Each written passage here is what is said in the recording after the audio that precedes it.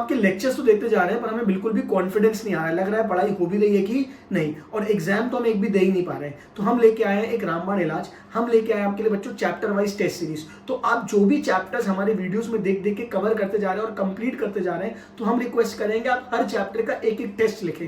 इससे आपकी प्रिपरेशन भी होती जाएगी हर चैप्टर की, एट द सेम टाइम आपकी राइटिंग प्रैक्टिस भी होती जाएगी, जो पास होने के लिए सबसे क्रूशियल होता है। आप हमारे CS दुनिया ऐप में जाके चैप्टर वाइज टेस्ट सीरीज जाके देखें और हर चैप्टर का एक एक टेस्ट, राइटिंग टेस्ट आप देते जाएं, जिससे आपकी राइटिंग प्रैक्टिस भी होती जाएगी और आपको एक एक चैप्टर याद होता चला जाएगा, जो आपके मेन एग्जाम में आपकी बहुत ज्यादा हेल्प करेगा। ज्यादा डिटेल्स के लिए हमारी CS दुनिया ऐप को डाउनलोड करें।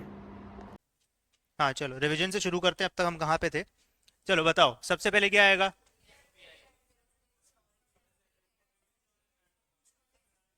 रुक जाओ रुक जाओ, यहाँ से शुरू करते हैं। सबसे पहले FOB आएगा। हाँ एक सेकेंड, क्यों ऐड होगा? क्यों ऐड होगा? फ्रेट और इंश्योरेंस कहाँ लिखा है? र- हाँ, फिर फ्रेट का क्या परसेंटेज है?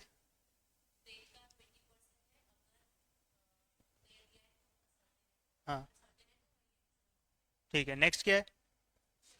इंश्योरेंस का क्या है?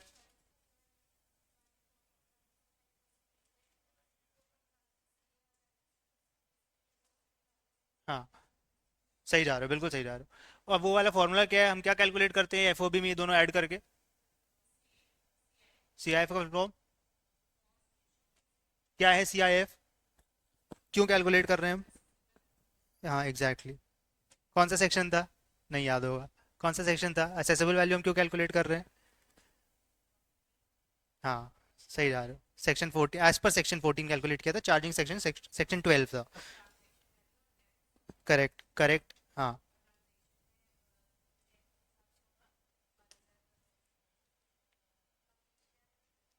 सही जा रहे हो, दो पार्ट्स थे। सेकंड पार्ट में हमने बात कर ली इंश्योरेंस ऑफ रेट की, फर्स्ट पार्ट में। शाबाश, करेक्ट। और क्या बचा? हाँ उस पे, हाँ। तो इसके बाद हम जो टैक्स कैलकुलेट करेंगे, असेसेबल वैल्यू आ गई, उसके बाद हम कौन सा टैक्स कैलकुलेट करेंगे सबसे पहले? कौन सा एक्ट से गवर्न होता है? Act act act. करेक्ट। हाँ तो बेसिक कस्टम ड्यूटी कैलकुलेट होगी एज पर 1962। 10% ले लिया, फिर उसके बाद नेक्स्ट क्या चार्ज होता है? वो किस पे लेते हैं? 10% of BCD, 10% of basic custom duty. ठीक है, तो वो कैलकुलेट करके हम कहाँ पहुंचे? CIF plus basic custom duty plus SWS। अब कहाँ पहुंच गए? बी पे। अब हम जब IGST और सेस कैलकुलेट करेंगे। शाबाश, चलो याद है, बहुत बढ़िया। बस इससे सारे क्वेश्चंस कवर हो जाएंगे, अब तो हो गया क्या है अब तो। ठीक है, अब ये अपन ने कल चार्ट देखा था क्या? दिख रहा है क्या? ये वाला चार्ट देखा था क्या कल अपने? यही बात की क्या अभी हमने?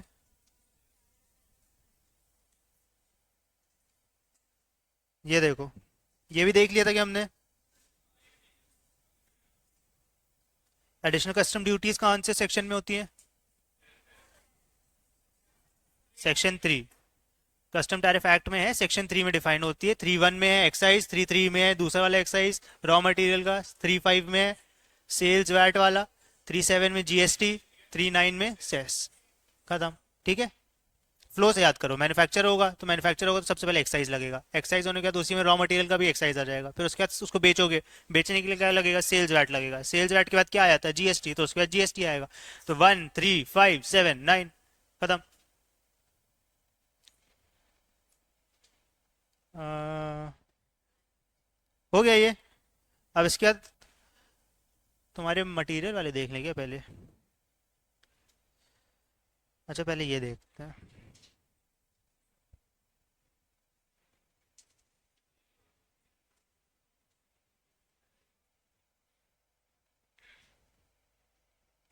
हमने कल बुक के सारे क्वेश्चंस कर लिए थे क्या? क्या बात है।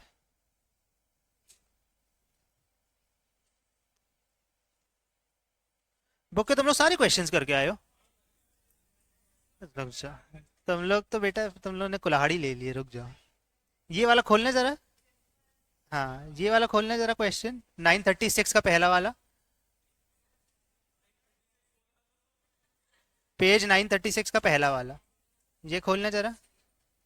ये इसका क्वेश्चन समझाना जरा मेरे को। दिख रहा है ना? हाँ ये वाला क्वेश्चन जरा समझाना मेरे को। देखता।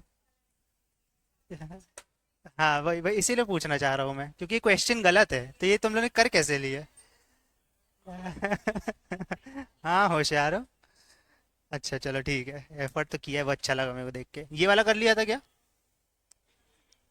ये तो अपने क्लास में ही किया था ना। एक इसमें एक ही कैच था क्या? वो दूसरा कैच था, उस पर आ रहा था पहला बाइंग कमीशन, हाँ। और दूसरा ये कि एक्सचेंज रेट, हाँ एग्जैक्टली exactly, उसको बिल्कुल नहीं भूलना। अच्छा एक और चीज जो हम कर सकते हैं, जो मैंने कल ध्यान दिया कि देखो, हम क्या कर रहे हैं, हम शुरू में कैलकुलेट कर रहे हैं डॉलर्स में। तो एक गलती ये हो सकती है कि हम बेसिक ड्यूटी भी हम डॉलर्स में लगा दें। समझ रहे हो कि हमने क्या किया, हमने डॉलर्स 5,000 कैलकुलेट किया, अब हमने उसी पे 10% कर दिया और डॉलर्स में कैलकुलेट करते हुए आगे बढ़ गए। हमको ये ध्यान देना पड़ेगा कि क्वेश्चंस में ये लोग क्या कर रहे हैं, कि क्वेश्चन में वो पहले कन्वर्ट कर रहे हैं कि एंड में कन्वर्ट कर रहे हैं। उन लोगों ने क्या किया, पूरी असेसेबल वैल्यू निकाल ली, असेसेबल वैल्यू निकालने के बाद उसको कन्वर्ट करके फिर वो लोग बेसिक ड्यूटी शायद रुपीज में कैलकुलेट कर रहे हैं। प्रोसेस देखा था क्या इनका? जैसे अभी ऐसा वाला एक क्वेश्चन आएगा, रुको।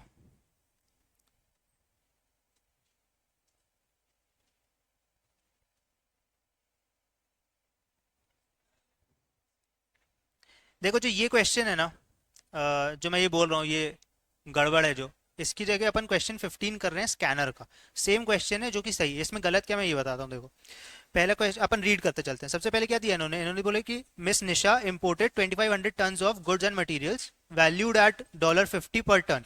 ठीक है, CIF। ठीक है, सब हो मेरे साथ? अब इसके आगे क्या लिखा है, exchange rate as per CBIC। हमको किसका चाहिए होता है, RBI का, है ना?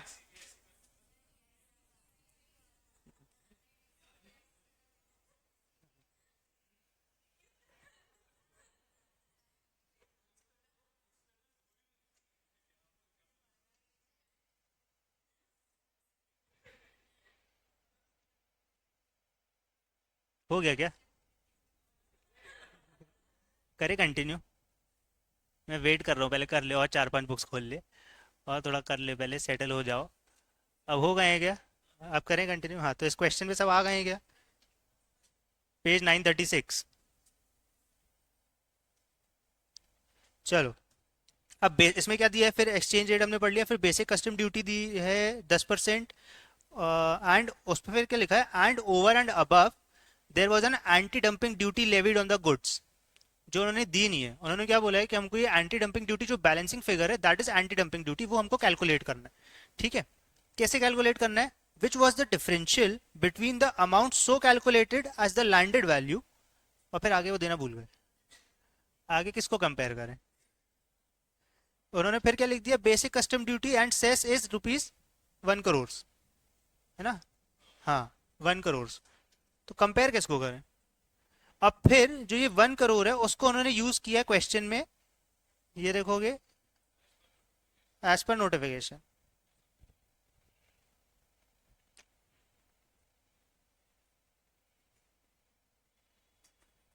कहाँ चले गया भाई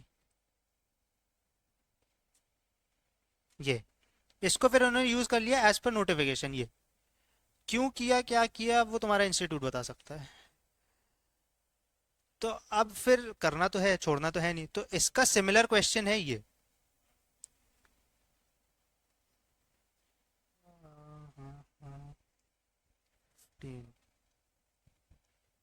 ये देखो, पढ़ो ये क्वेश्चन। ये आया कब था,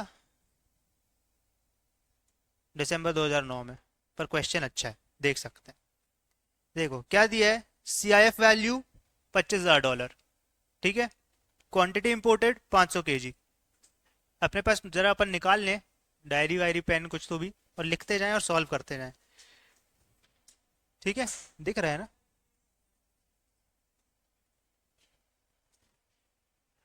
चलो फटाफट, बिल्कुल भी समय वेस्ट नहीं करना, लिमिटेड टाइम है, भैया को क्लास लेना है, फिर अपन को आज क्वालिटी कंप्लीट करना है, आज काफ़ी सारा लेना है, क्वेश्चंस नहीं छोड़ने। पहले क्वेश्चन ध्यान से पढ़ लेंगे। क्या है देखो, क्वांटिटी दी है, सीआईएफ वैल्यू दी है, एक्सचेंज रेट दिया है। अब अगर यहाँ पे नहीं दिया है आरबीआई सीबीआईसी और कुछ भी, तो अपन इसको किसका अज्यूम करेंगे? ठीक है। फिर बेसिक कस्टम ड्यूटी का रेट दिया है, S W S as applicable. क्या एप्लीकेबल होता है, क्या रेट होता है अलमस? क्या रेट होता है बेसिक कस्टम ड्यूटी का? 23, 20%। एस डब्ल्यू एस का क्या रेट होता है? अच्छा, आप कल नहीं आए थे, भूल गया था मैं। कोई बात नहीं, थोड़ा सा होगा। वो चार्ट नहीं है ना आपके पास, किसी एक के साथ बैठ जाओ तब समझ आएगा, निशा के बाजू में बैठ जाओ ना।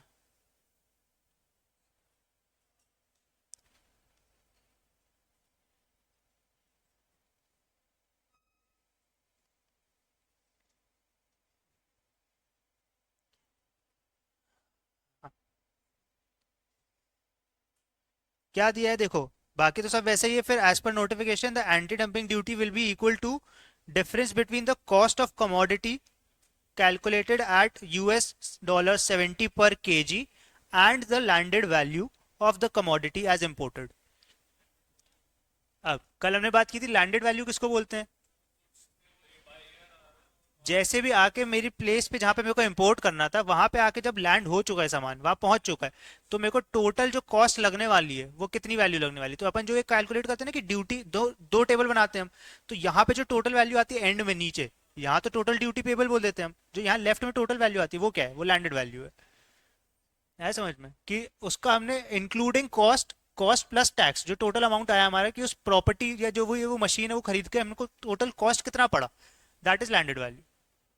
कि वो एसेट यहाँ तक लैंड होने पे हमको कितना खर्चा बैठा। नहीं नहीं नहीं नहीं नहीं, टोटल वैल्यू जो हमने कैलकुलेट की थी।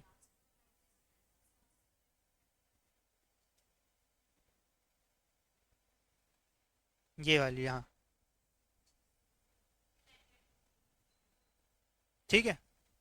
अब देखो ये क्वेश्चन से और क्लियर हो जाएगा। कहाँ गया वो क्वेश्चन? हाँ, देखो। नहीं, पहले ही करना पड़ेगा ना, कन्वर्ट करना मतलब। नहीं नहीं नहीं, एंड में, एंड में। देखो क्या किया इन्होंने, लैंडेड वैल्यू पे लेके आ गए। नहीं, इन्होंने शुरू में ही कन्वर्ट किया है, तो तुम लोग भी शुरू में ही कन्वर्ट करते चलो।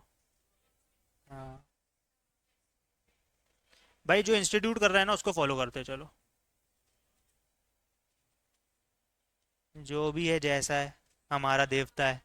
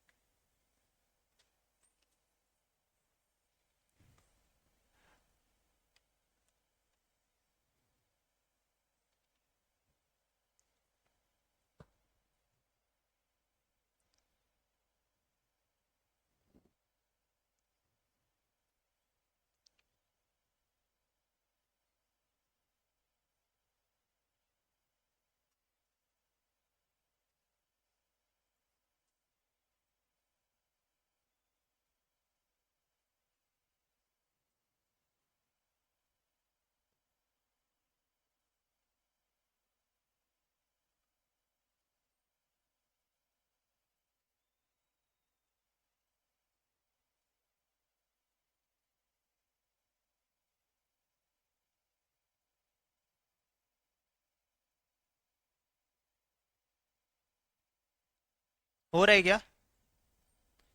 डिस्कस करें क्या? देखो, मैं बता रहा हूँ क्या किया। देखो हमने कैसे शुरू किया, सीआईएफ कैलकुलेट किया, पहले उन्होंने रेट दिया, उससे मल्टीप्लाई कर दिया, हमारी वैल्यू आ गई 1625, दिख रहा है ना? हाँ। फिर उस पर हमने बेसिक कस्टम ड्यूटी ऐड कर दी 10%।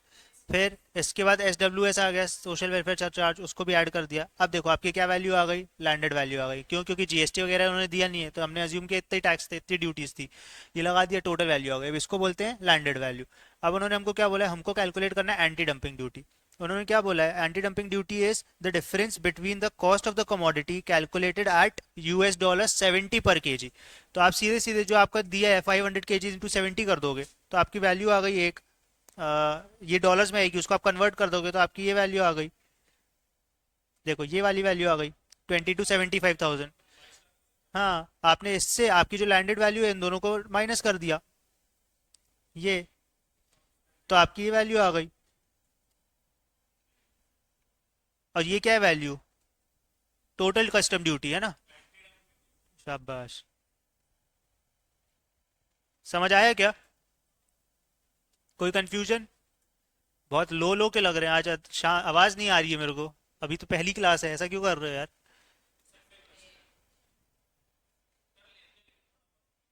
एक एक को खड़े करना पड़ेगा क्या? एक एक को खड़े करना पड़ेगा। तू तो खड़ा हो ही जाएगा मेरे को लग रहा है, बहुत जल्द। समझ आया क्या? हुआ सॉल्व? सब हो गए? चलो फिर से बात करते हैं। देखो हमको क्वेश्चन में क्या दिया था, हमको दिया है CIF वैल्यू 25,000, आ गई लैंडेड वैल्यू। देखो हमारा अल्टीमेट क्वेश्चन क्या था, क्वेश्चन ये चाह रहा है कि आपको एंटी डंपिंग ड्यूटी कैलकुलेट करनी है। उन्होंने क्या बोला, anti dumping duty will be equal to the difference between the cost of the commodity calculated at $70 per KG. दो चीज के बीच में डिफरेंस है, फर्स्ट क्या है, at cost of the commodity calculated at $70 per KG and the landed value. हमने landed value निकाल ली है, दूसरा कॉस्ट ऑफ द कमोडिटी निकाला एट द रेट $70, उसको आपने रुपीज में कन्वर्ट कर लिया, रेट दिया है, कितना रेट दिया है 65। तो बस आपने ये निकाला, इसको कैसे निकाला ये देखो, ये 500 kgs इंटू $70 इंटू 65 रुपीज, तो आपकी टोटल वैल्यू आ गई 22,75,000। दोनों का डिफरेंस निकाल दिया। अभी आया समझ में? आया क्या? ऐसे ना दो तीन क्वेश्चंस देखे मेरे को स्कैनर में, तो बहुत इजी है और डायरेक्ट है, और 5 नंबर बिल्कुल जेब के हैं, तो ये तो नहीं खोने हैं अपने को, है ना। आगे बढ़े। चलो अब इस पे आ ही गए हैं तो इसी को डिस्कस कर लेते हैं।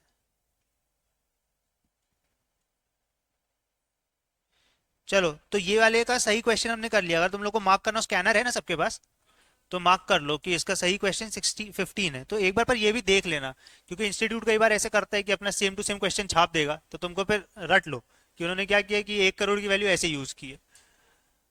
आया समझ में? उन्होंने ऊपर लिखा ही नहीं है कुछ, और वो जो वैल्यू 1 करोड़ उसको लैंडेड वैल्यू एज्यूम कर लिया है। वो क्वेश्चन क्लियर नहीं है उनका, पर अब ठीक है, अब कुछ नहीं कर सकते।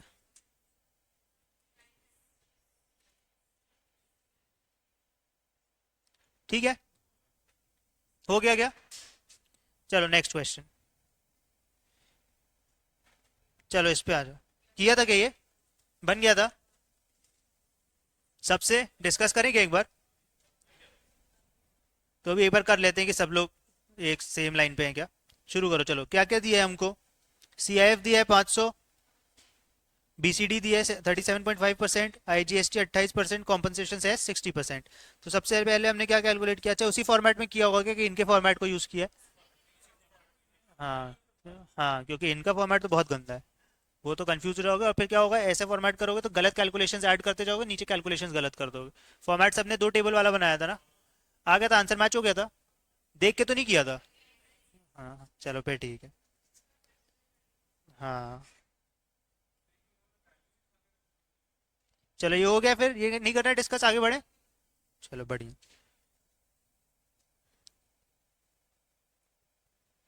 अच्छा एक बहुत बेस छोटी सी बात है, वो देख लो यार। तुम लोग को शायद ये आया भी होगा, बीच में टकराया होगा, अपन ने शायद ये डिस्कस नहीं किया है। अ, देखो यहाँ ये एक पॉइंट लिखा है पेज 932 पे, इसका भी तुम बहुत लॉ में जा सकते हो, पर मेरे को तुम्हारा कोई क्वेश्चन दिखा नहीं, तो उसको और अंदर घुस के फालतू कंफ्यूज होने का कोई मतलब नहीं है, इसको याद कर लो। ये एक्सचेंज रेट एज एप्लीकेबल, कब एक्सचेंज रेट आपका कब का होता है, तो ये तो हमको मालूम है कि CBIC का होता है, पर कब का? तो on the date of presenting the shipping bill या बिल ऑफ एक्सपोर्ट, जिस दिन शिपिंग बिल एक्सपोर्ट के टाइम पे होगा, और या तो आप इंपोर्ट कर रहे हो तो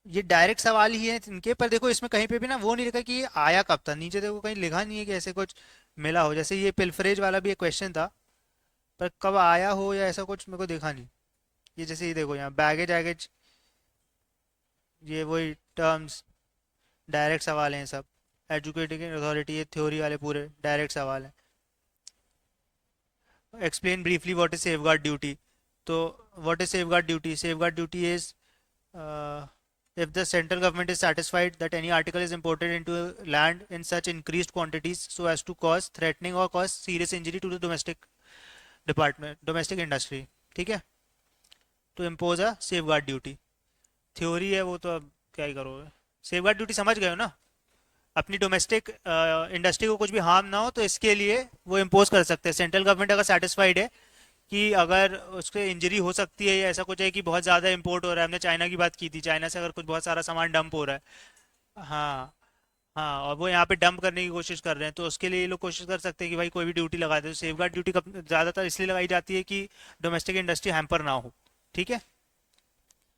फिर ये एक बार पढ़ सकते हो, वैसे अब तुम लोग को एमसीक्यू बचा नहीं है, ये एमसीक्यू के लिए ज़्यादा होता था कि इसमें शुरू में जब लगाई जाती है तो वो प्रोविजनली लगाई जाती है, तो वो पहले 4 साल के लिए रहेगी और उसको एक्सटेंड 10 साल तक की कर सकते हैं।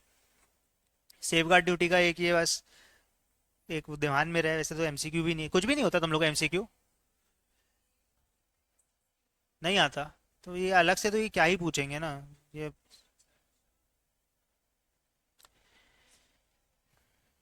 हाँ वैसे वो तो देखा था मैंने तुम लोगों को। ये देखो, अब यहाँ एक क्वेश्चन है, distinguish between basic custom duty and additional custom duty.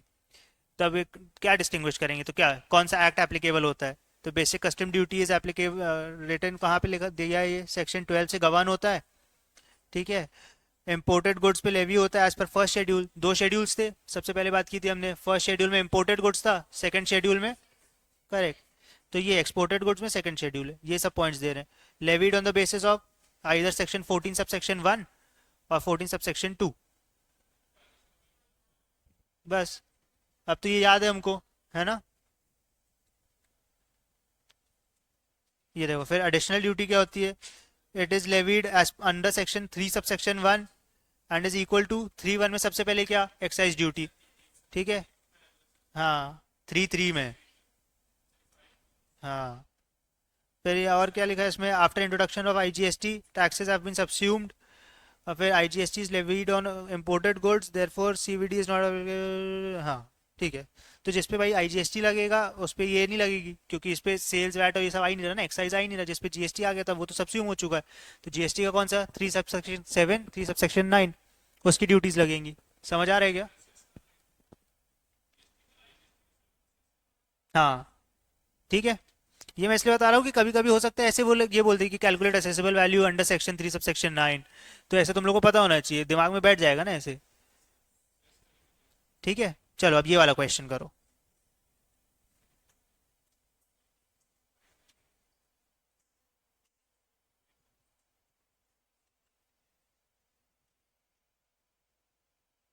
अरे यार,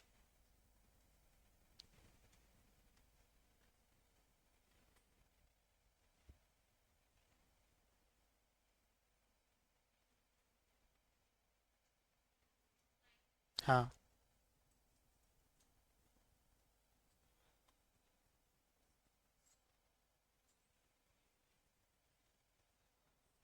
दिख रहा है ना।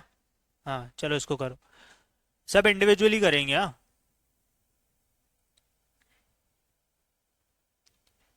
अलमस ने बहुत इंपॉर्टेंट क्लास छोड़ दी है कल की। अलमस अभी आप ये समझते चलो कि अपन क्या कर रहे हैं, अपन अभी वैल्यूएशन कैलकुलेट, मतलब पूरे वैल्यूएशन कर रहे हैं और अपन कस्टम ड्यूटीज कैलकुलेट कर रहे हैं जो अल्टीमेट क्वेश्चंस आते हैं। तो उसका मैंने इन लोगों को कल चार्ट टाइप का बनाया, जो सबसे पहले हमने डिस्कस किया कि सबसे पहले कैसे कैलकुलेशंस होती हैं, फिर उसके बाद अ, उसको हम तोड़ते गए थे कि एक एक पार्ट कैसे कैलकुलेट होता है। बेसिक कस्टम ड्यूटी कैलकुलेट होती है, फिर सोशल वेलफेयर सरचार्ज कैलकुलेट होता है। तो वो इनके नोट्स ले लेना एक बार, और फिर मेरे से बात करना, मैं तुमको अलग से बता दूंगा, ठीक है।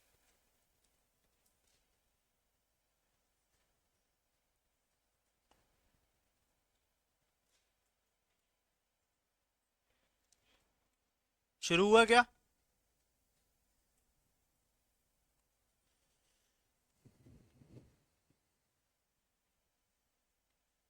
क्या बोल रहा है क्वेश्चन?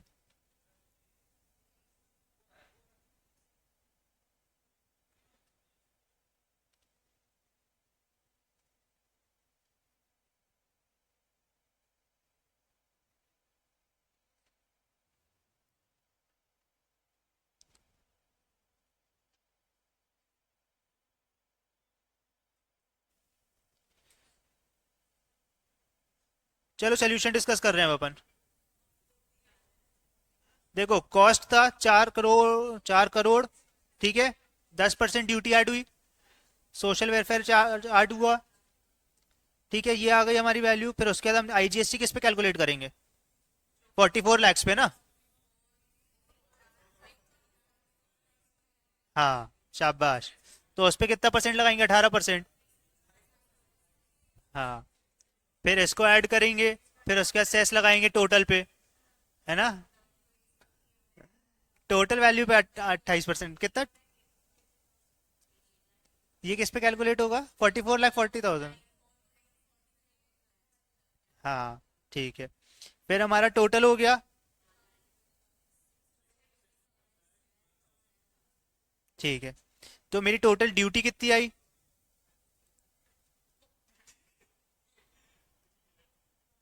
तुम लोगों ने साइड साइड में कैलकुलेट ही नहीं किया, मतलब वरना भी बता देते। वो टेबल फॉर्मेट में करो। अभी से इसलिए बोल रहा हूँ कि आदत बन जाएगी फिर वैसी।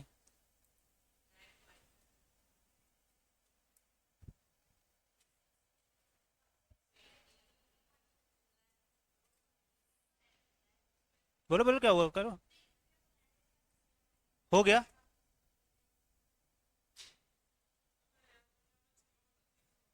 कॉमा लगाओ ना।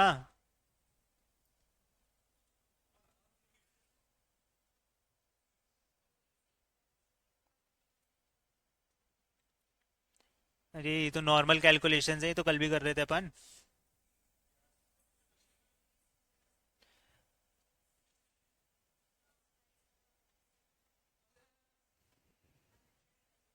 ये देखो, चलो एक एक स्टेप से देखो। टोटल कस्टम, तुम्हारी कस्टम ड्यूटी कितनी आई? सबकी लैंडेड वैल्यू आ गई।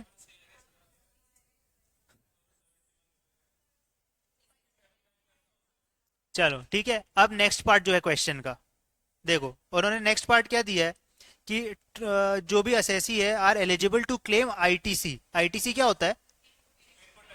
ये क्या होता है? जिसका पेपर था, जो हमने दिया ही नहीं। क्यों? हाँ। तो इनपुट टैक्स क्रेडिट, चलो पता होगा इतना तो मैं ज्यूम कर रहा हूँ। तो आगे हमको क्या बोला कि इनपुट टैक्स क्रेडिट है, they are eligible to claim input tax credit, ठीक है। हमारी आउटपुट जीएसटी लाइबिलिटी कितनी दी है?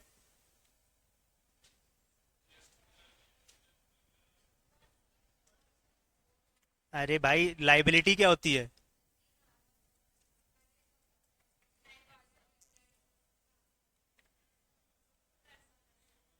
भैया मारेंगे, जीएसटी बता रहा हूँ मैं। सुनो क्लियर करता हूँ। ये देखो, अभी थोड़ा सा देर के लिए हम कस्टम से जीएसटी पे स्विच हो चुके हैं, ठीक है। ये है ए। ये है, नहीं नहीं है, क्यों है ये? नहीं है ये है। स्पेलिंग समझ लो, है ना। अब मेरे को कोई एक होनहार लड़की चाहिए जो कल गायब थी, ठीक है। नहीं, मेरे को और भी याद है। ऐसा नहीं है, ऐसा नहीं। लो, मैं नाम चेंज कर देता हूँ। ये लो।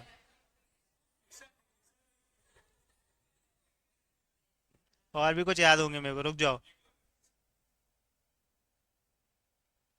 ये सही है। चलो अच्छा, अरे पॉइंट पे आओ। देखो, ईशान है, ये कौन है? ये बहुत पैसे वाला आदमी है। ये है मैन्युफैक्चरर, उस पे मत जाना राइटिंग पे, ठीक है। और ये है ट्रेडर, ठीक है। इसने यहाँ पे बहुत सारे प्रोडक्ट बनाए, देख लो जितने भी हैं, ठीक है। अब ये प्रोडक्ट्स इसने इसको बेच दिए, ठीक है। ये 100 रुपये का प्रोडक्ट बना रहा था, ठीक है। इसने 100 इसमें बेचा थोड़ी ना 100 रुपये में, ये बेचेगा कितने में? ये 120 में बेचेगा नहीं, जीएसटी तो बाद में, प्रॉफिट भी तो जोड़ेगा भाई। मैं काम क्यों कर रहा हूँ, धंधा क्यों कर रहा हूँ, पैसा बनाने के लिए। मैंने 120 रुपये में बेचा, ठीक है, ये है सेल्स प्राइस, ठीक है। इस पे मैंने जीएसटी ऐड किया, जीएसटी मैंने कितना ऐड किया, हम इंटरस्टेट पे नहीं जा रहे हैं, हम सिर्फ जीएसटी की बात कर रहे हैं अभी, ठीक है। जीएसटी मैंने कितना ऐड किया, मैंने जीएसटी ऐड किया 30 रुपये, रेट में मत जाओ अभी, ठीक है। मेरा टोटल कितना हो गया, 150। ये क्या है मेरा, ये टोटल प्राइस है। इसको क्या बोलते हैं, इसको बोलते हैं टैक्सेबल वैल्यू। तो बताना चाहिए ना, सॉरी। हाँ, ये मैं इसको बोल रहा था, ये सेल्स प्राइस नहीं, इसको बोलते हैं टैक्सेबल वैल्यू, ठीक है। ये हो गया आपका टोटल सेल्स प्राइस। ये सेल्स प्राइस क्या था, ये ईशान ने वेदांत को बेचा था कितने में, 150 रुपये में। 100 में बनाया था, 150 में बेचा, ठीक है। अब यही वेदांत ने आगे बेच दिया ख्वाहिश को, ठीक है। ख्वाहिश कौन है, अल्टीमेट कंज्यूमर, ठीक है। जीएसटी कौन बेयर करता है, ठीक है, जीएसटी हमेशा अल्टीमेट कंज्यूमर बेयर करता है। बीच की ये चेन कटती जाती है। तो अब क्या होगा, इसने यहाँ पे 120, अब ये भी अपना प्रॉफिट कमाएगी, कमाएगा वेदांत। वेदांत आगे कितने में बेचेगा, इसको अगर 120 में मिला था, इसने ये 120 में खरीदा था, ये तो जीएसटी है। अच्छा, पहले इसने ये आगे बेचा 150 में, ठीक है। समझ आ रहा है कि सब साथ में है ना अभी। हाँ, अब सपोज इसने आगे इस पे इसका टैक्स आया था 50 रुपये, ठीक है, जीएसटी। ये टोटल कितना हो गया, 200 रुपये, ठीक है। अब मेरे को एक चीज़ बताओ, अभी सब साथ में है ना, तो छूटा तो नहीं है। ये टैक्सेबल वैल्यू है, ये जीएसटी है, ये इनवॉइस वैल्यू है।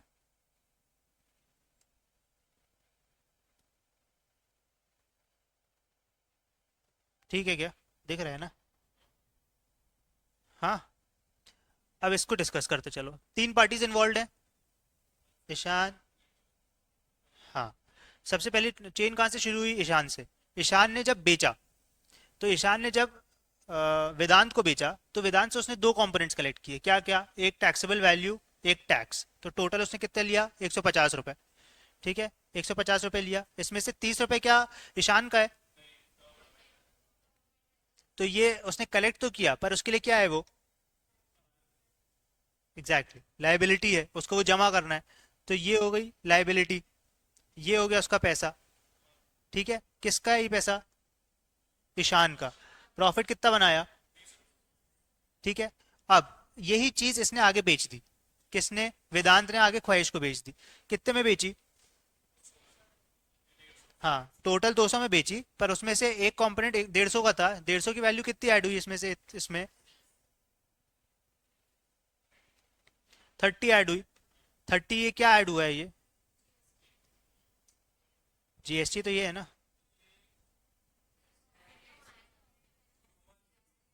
नहीं घूमे, नहीं समझ आया, रुक जाओ। देखो, प्रॉफिट किस पे होगा, टैक्सेबल वैल्यू पे ना, जीएसटी तो कंपोनेंट अपनी लाइबिलिटी है ना। आप जीएसटी कभी भी वैल्यू ऐड पे लगता है, आपने वैल्यू ऐड कितना किया। जीएसटी की चेन ऐसी कटती जाती है, आप कभी भी देखोगे। अभी देखो यहाँ पे क्या हुआ, यहाँ पे नेट में इसको जीएसटी लगने वाला है, सिर्फ जितनी वैल्यू ऐड इंक्रीज हुई है। आप देखो यहाँ पे इसने क्या किया, मैं भी किसी बात कर रहा हूँ, मैं बात कर रहा हूँ वेदांत की, ठीक है। देखो वेदांत क्या करेगा, इसने आगे बेचा, इसने ख्वाहिश से जीएसटी कितना कलेक्ट किया, 50, ठीक है। जीएसटी पे कितना किया उसने, तो उसको नेट में लाइबिलिटी कितनी पड़ी। इसको क्या बोलते हैं, आईटीसी।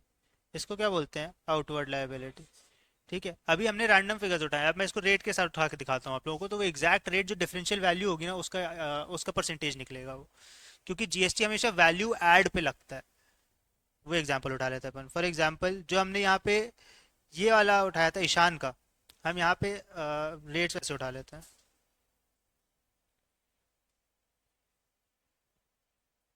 इसने 100 लिया था, 12% जीएसटी मान लेते हैं, आईजीएसटी लेके चलते हैं सब पे, ठीक है। 12 हुआ, ये 112 की वैल्यू हो गई, ठीक है। ये टैक्सेबल वैल्यू है, ये सब समझ जाओगे ना।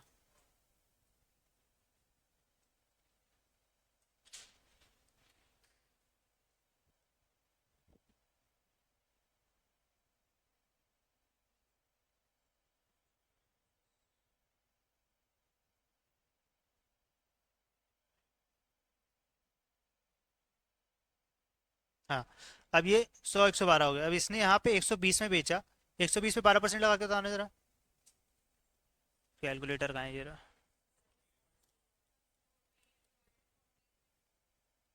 ये क्या है? अरे तुम लोग बता भी तो नहीं रहे हो।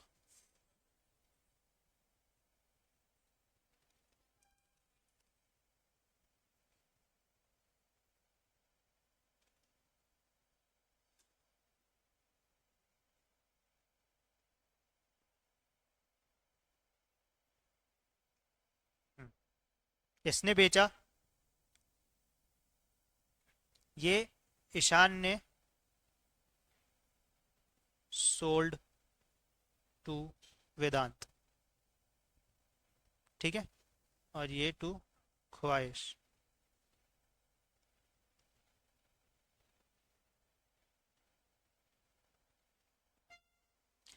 ईशान ने जब वेदांत को बेचा तो वेदांत से उसने 112 रुपये लिए, ठीक है, उसमें 100 रुपये टैक्सेबल वैल्यू, 12 रुपये जीएसटी। अब वेदांत ने आगे जब बेचा तो उसने कितने लिए? 134.4, ठीक है, उसमें से 14.4 का जीएसटी और 120 रुपये की टैक्सेबल वैल्यू, ठीक है। इसने टैक्स, वेदांत ने नेट में टैक्स कितना पे किया? 14.4 क्या है? Outward liability.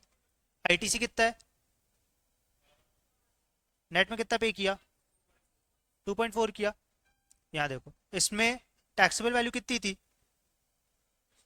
देखो, टैक्सेबल वैल्यू कितनी थी जो उसने बेचा ख्वाहिश को? 120 में बेचा, खरीदा कितने में था? 100 में। डिफरेंस कितना आया?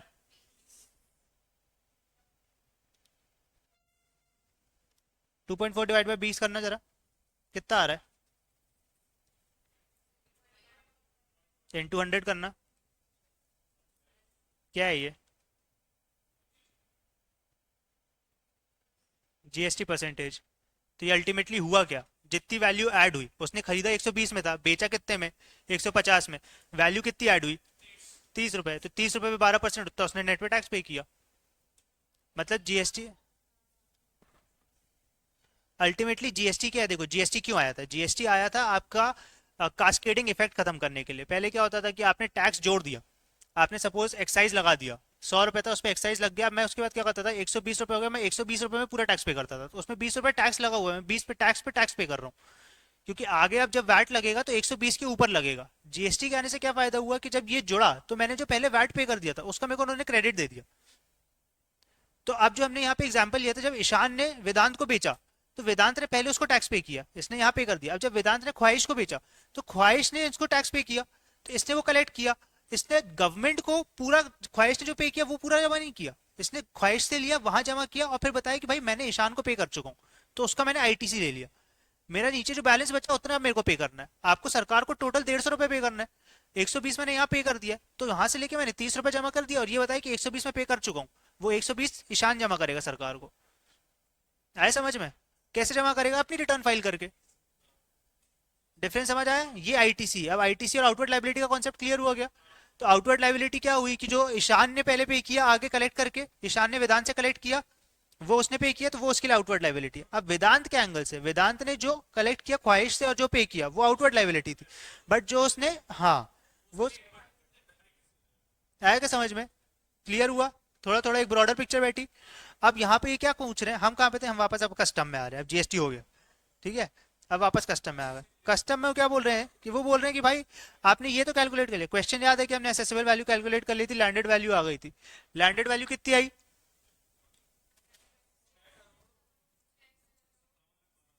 हाँ। अब उन्होंने बोला कि भाई ये जो आपका एसएससी है वो आईटीसी लेने के लिए एलिजिबल है, ठीक है। अब आपको ये बताना है कि कितना आईटीसी मिलेगा उसको। उन्होंने बोल दिया आउटवर्ड लाइबिलिटी आपकी कितनी है, their output IGST liability before taking ITC is 1,30,00,000। अब आपको उसमें से आईटीसी कितना मिलेगा? अब भाई कॉम्पनसेशन सेस का आपको आईटीसी एलिजिबल नहीं होता है, अगर आपने जीएसटी पढ़ा होगा तो। जीएसटी में दिया हुआ है कि आपको इसका नहीं मिलेगा input tax credit. Input tax credit मिलेगा जो आपने, जैसे इसने ईशान को पे किया था, वो ईशान को जो उसने ऑलरेडी पे कर दिया एज टैक्स कॉम्पोनेंट, उसका आपको इनपुट टैक्स क्रेडिट मिलेगा। तो इन्होंने क्या किया कि यहाँ पे हमारे जो दो कॉम्पोनेंट्स थे, और आईटीसी आपको बेसिक कस्टम ड्यूटी और सब का थोड़ी ना मिलेगा, हम तो जीएसटी की बात कर रहे हैं ना, आईटीसी तो जीएसटी का मिलेगा। तो दो कॉम्पोनेंट्स है जीएसटी में, एक क्या है, एक टैक्स है और एक सेस है। सेस का हमको मिलेगा नहीं, तो बचाइए, ये इन्होंने ले लिया, तो 1,30,00,000 की आउटवर्ड लाइबिलिटी दिखाई, आईटीसी ले लिया 1,24,00,000 वाला, नेट में हमारी लाइबिलिटी कितनी बची? 568, उसको पे कर दिया, खत्म। आया क्या समझ में? और नीचे इन्होंने एक नोट डाल दिया, can not be claimed, ITC can not be claimed for compensation cess, खत्म। वो उनका फॉर्मेट ऐसा है ना, अपन जब पेपर में करें तो हम यहाँ बीच में गैप दें, और हम वहां पे कैसे करें कि हम यहां तक करें इसको 1, और फिर इसको हम करें सेकंड, ये सेकंड कैलकुलेशन हो, हेडिंग दे दो आप, यहाँ हेडिंग क्या डालोगे? Calculation of net liability. तुम एग्जामिनर के लिए पेपर पढ़ना जितना इजी करोगे ना, तुमको उतने नंबर देगा, तुम उससे जितनी मेहनत करवाओगे ना, तुम उतने नंबर खोगे, ये याद करो। तुम लो ना, और पेपर दे रहे हैं ना, दो, तुमने फीस दी है ना, एग्जाम फॉर्म भरा है ना, तो लो पेपर, क्या करना है, लो पूरी जगह, पूरा फैला के लिखो।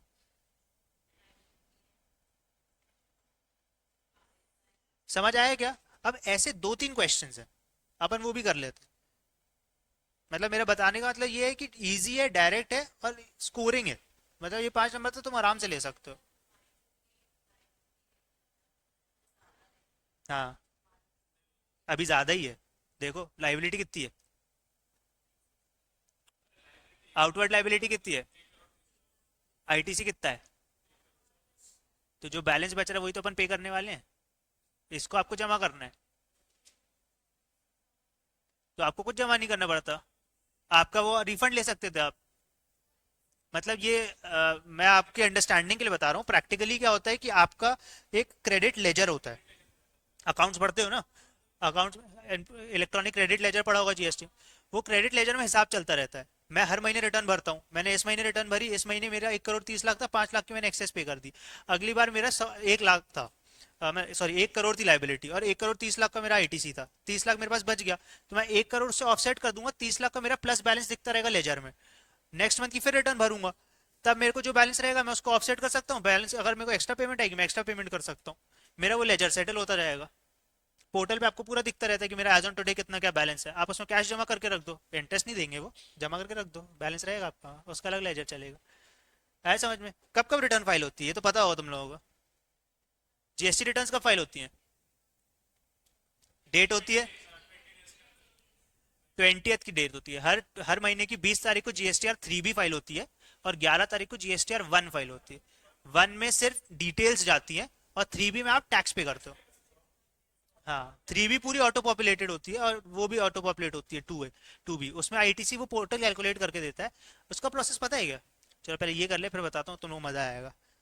अभी नहीं बताऊंगा, तुम लोग पहले क्वेश्चंस करो ये, बता दिए है ना तो पता ही होगा। 11 तारीख को जीएसटीआर 1 फाइल होती है। अब सप्लाई, अच्छा इसी एग्जाम्पल से करते हैं, देखो ईशान ने जीएसटी इससे परचेज सेल की, ईशान ने 11 तारीख को अपनी जीएसटीआर 1 फाइल की। अब वेदांत को 14 तारीख को जीएसटीआर 2 भी ऑटोमेटिकली जनरेट हो जाएगी, और वेदांत को जीएसटीआर 2 भी में दिखेगा कि उसने दिखाया है कि भाई मैंने ईशान को मैंने वेदांत को सेल की है, तो वेदांत की 2 बी में दिखेगा उतना आईटीसी कि आपने इतना टोटल 150 रुपए का उससे खरीदा था, उसमें से आपका 30 रुपए का टैक्स का अमाउंट है। वो जब 20 तारीख को अपनी 3 बी फाइल करेगा, तो उसमें वो 30 रुपए अपना आईटीसी ले लेगा कि देखो मेरे 1 में दिख रहा था, ये सॉरी 2 बी में दिख रहा था, और उसमें आउटवर्ड लाइबिलिटी ईशान अपनी दिखा देगा बुक्स में कि देखो मेरी जीएसटीआर 1 में मैंने दिखाया था, मैंने 150 रुपए का वेदांत को बेचा। नहीं समझ आया? थोड़ा थोड़ा, उतना ही काम का है, ज्यादा काम का ही नहीं दोनों के।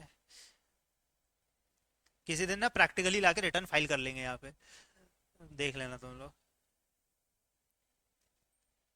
चलो ये समझ आ गया कि ये वाला क्वेश्चन, वापस आ जाए टॉपिक पे, बहुत आज डेड हो तुम लोग, थोड़ा सा ऐसे हाथ पैर चलाओ, हिलो, थोड़े से खड़े हो जाओ बिल्कुल सारे। अरे यार ये फिर देखो एक और ये एक थ्योरी आ गया, पढ़ लो, पता है यहीं पढ़ लोगे तो पढ़ लोगे तुम लोग।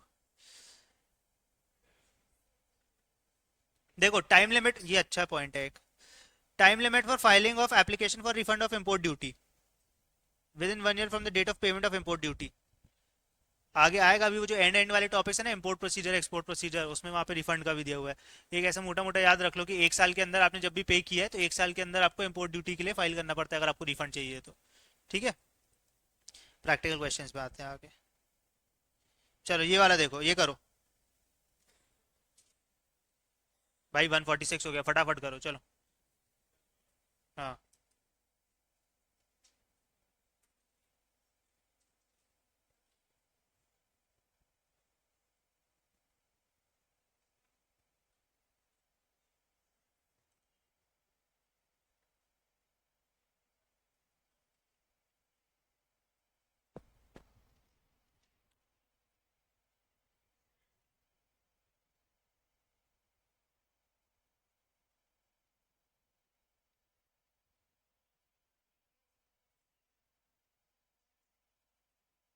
क्वेश्चन पढ़ा क्या? देखो क्या क्या दिया है, एफओबी दी है, एक्सचेंज रेट दिया है, एयर फ्रेट दिया है, याद रखना ठीक है। चलो देखते हैं कितना याद है।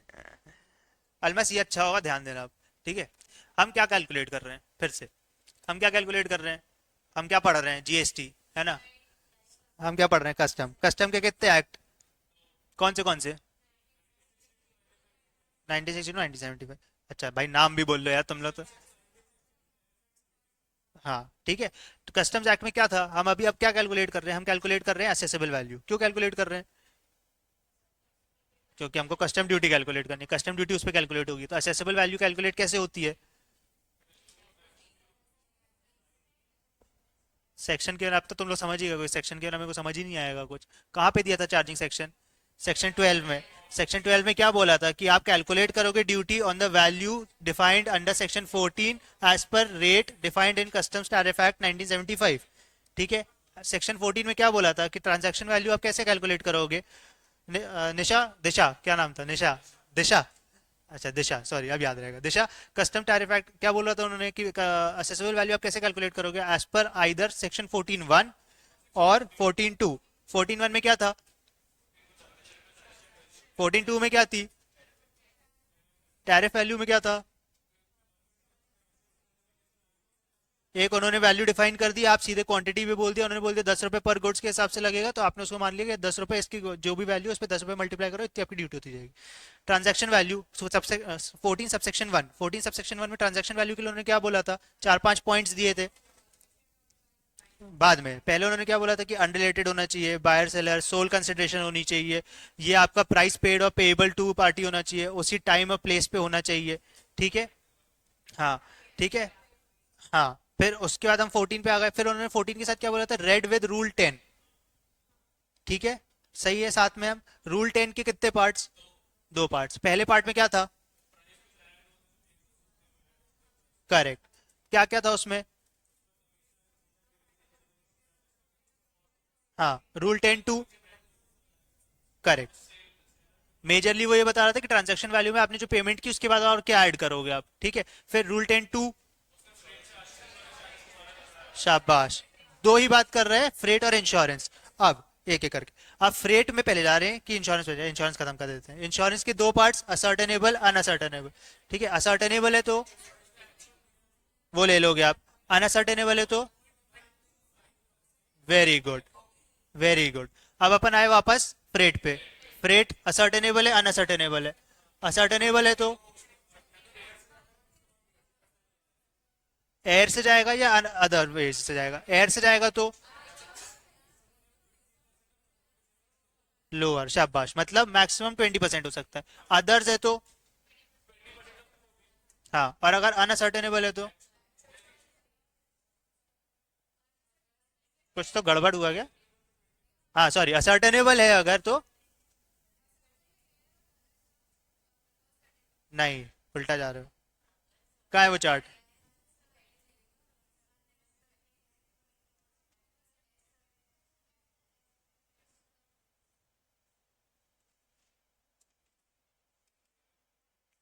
वो चार्ट कहाँ चला गया,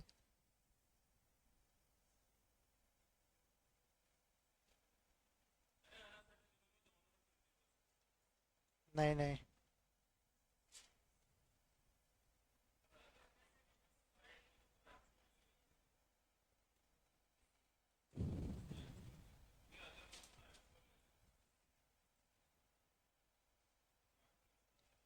ये देखो, अदर्स में एक्चुअल आएगा, हाँ। और अब फिर से क्या था, rule 10(2), 2 parts, insurance rate, insurance का क्लियर हो गया, असर्टेनेबल अनअसर्टेनेबल, असर्टेनेबल है तो जो है वो ले लिया, अनअसर्टेनेबल है तो, हाँ। अब हम वापस फ्रेट पे आए, फ्रेट पे असर्टेनेबल है अनअसर्टेनेबल है, ठीक है,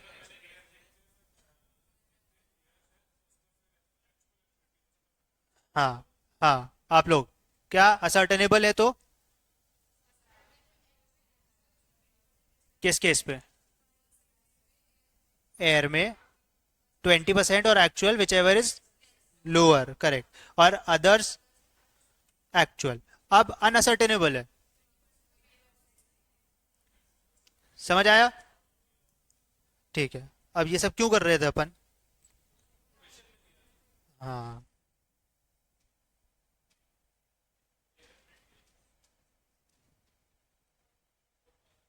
ये अब ये बताओ, इसमें अपन ने एफओबी वगैरह सब कैलकुलेट कर लिया क्या? एफओबी पे आ गए, कन्वर्ट कर लिया।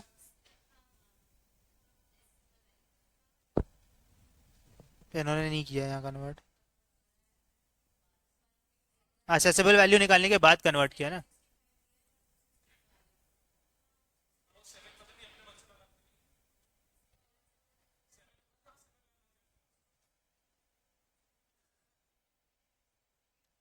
अच्छा, U65 किया है क्या? हाँ। ना छोड़ दो, रहने दो। ठीक है, चलो। तो ये क्या किया इन्होंने, अब देखो मेन पॉइंट यहाँ पे ये वाला है, एयर फ्रेट वाला। एफओबी देखो, दिख रहा है क्या? हाँ। मेरे को एक चीज़, वैल्यू में फ़र्क आ रहा है क्या कन्वर्जन करने पे कहीं पे भी? मुझे नहीं लग रहा, मैथ्स परमिट नहीं करेगी शायद, वैल्यू में डिफरेंस नहीं आएगा शुरू में और बाद में, दोनों में करके देखो ना, डिफरेंस आ रहा है क्या?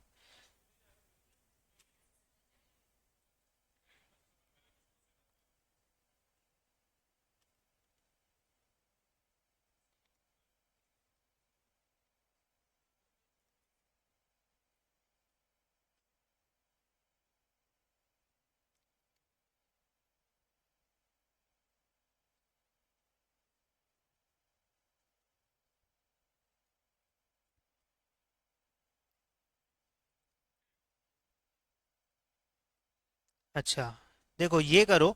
आप जब असेसेबल वैल्यू कैलकुलेट कर रहे हो ना, तो जिसमें भी एफओबी दी है उसी करेंसी में कैलकुलेट करो। फॉर एग्जांपल देखो, जैसे एफओबी यहाँ पे डॉलर्स में दी है, तो आप असेसेबल वैल्यू तक डॉलर्स में पहुंच जाओ, क्योंकि आप उसका परसेंटेज लगाने वाले हो। तो परसेंटेज आप डॉलर्स पे लगाते चलो, और फिर बाद में एंड में लाके आप उसको कन्वर्ट कर दो। समझ रहे हो? जैसे अभी अपन इस वाले क्वेश्चन में कर रहे हैं, तो एफओबी इन्होंने डॉलर्स में दिया, अब यहाँ पे आप परसेंटेज लगाओगे फ्रेट का 20% और इंश्योरेंस का लगाओगे 1.125, तो आप उसको करके टोटल डॉलर्स में ले आओ, फिर उसको उसको कन्वर्ट कर दो आप एक्सचेंज रेट से। आया क्या समझ में?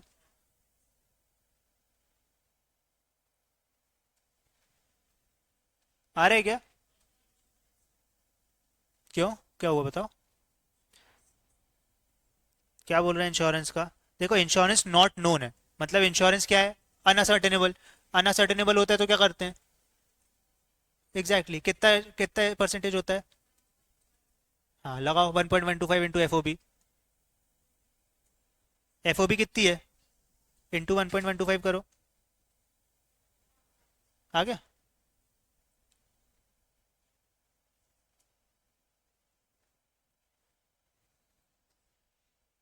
समझ आ रहा है क्या? हाँ। मैंने क्या बोला कि अपन कन्वर्जन के लिए क्या करेंगे, देखो फिर से। कन्वर्जन के लिए मैंने क्या बोला कि अपन को एफओबी से पहले कैलकुलेट करना है, तो एफओबी जिस भी करेंसी में दी है, आप उसमें फ्रेट और इंश्योरेंस उसी करेंसी में ऐड कर दो, क्योंकि परसेंटेज उसका लगने वाला है। फिर आपकी एसेसिबल वैल्यू आ गई। हाँ, सी आई एफ आ गई, अब सी आई एफ को आप कन्वर्ट कर लो। हाँ। हाँ,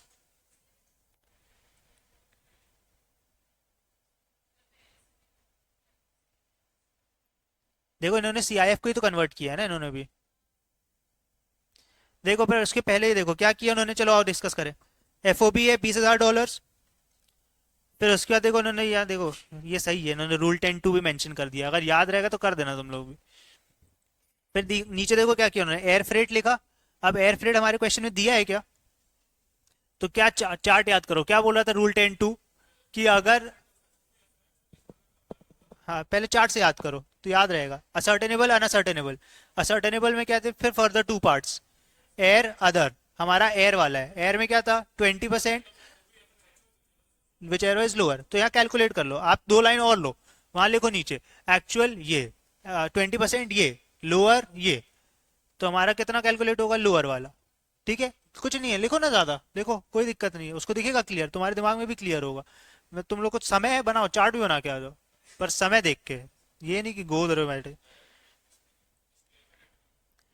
तो ये हुआ क्या कैलकुलेट, समझ आया यहाँ पे 4,000 क्यों लिया है, 4500 क्यों नहीं लिए? वेदांत आज आवाज नहीं आ रही है।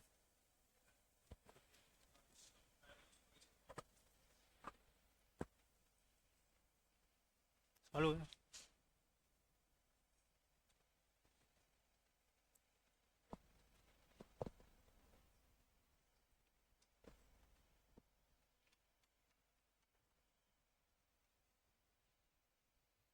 चलें क्या आगे?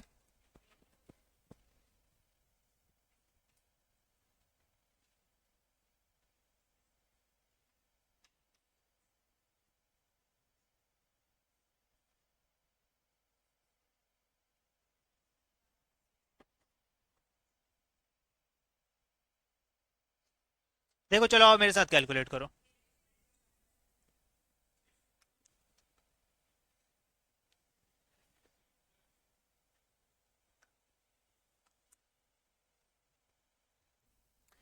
आगे बढ़े क्या? सॉल्व हो गया, पूरा हो गया। चलो ये वाला क्वेश्चन हो गया, मतलब आगे बढ़े। आईजीएसटी वगैरह सब कैलकुलेट कर लिया था ना, टेबल फॉर्मेट में कर रहे हो ना? हाँ। देखो अब ये जो नेक्स्ट क्वेश्चन है ना 13 वाला, वो पूरा सिमिलर क्वेश्चन 9 है। देखो assessable value approved by custom दी है, ये ड्यूटी दी है, ये आईजीएसटी इतना कैलकुलेट करना है, एसडब्ल्यूएस ये दिया है आपको, वही आईटीसी वाला कि देखो आपको टोटल कस्टम ड्यूटी कैलकुलेट करनी है और ये बताना है कि आप आईटीसी के लिए अवेलेबल एलिजिबल रहोगे कि नहीं रहोगे। कर लेंगे क्या हम? ये अब भी किया था हमने, वही वाला है क्या? अभी आईटीसी वाला किया था ना पूरा।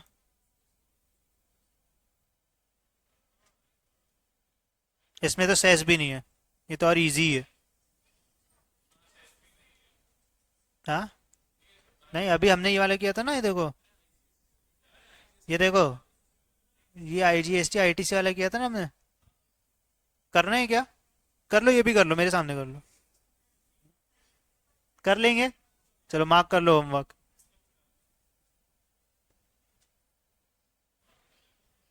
चलो अब ये बहुत इजी सवाल है, फटाक से करो, 5 मिनट दे रहा हूँ।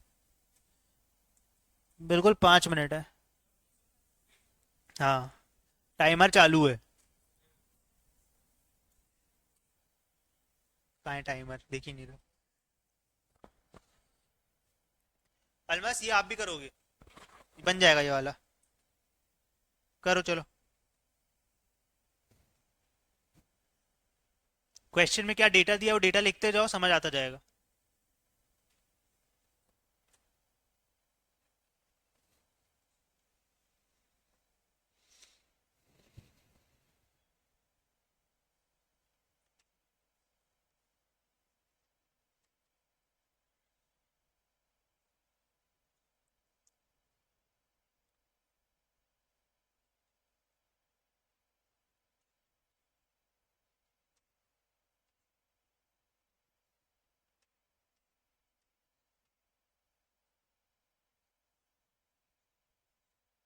समझ आएगा क्वेश्चन? क्या ढूंढना है? एफओबी निकालना है? और बस? पहली नजर कभी भी जानी चाहिए कि करना क्या है। क्वेश्चन को पढ़ाई उल्टा करो। देखो ये सबसे पहले कि मांग क्या रहा है। हाँ, तो तुम्हारा शुरू से ही दिमाग में आ जाएगा, वरना पहले पूरा पढ़ोगे फिर नीचे देखोगे फिर वापस ऊपर आओगे। रिक्वायरमेंट के हिसाब से चलो क्वेश्चन में।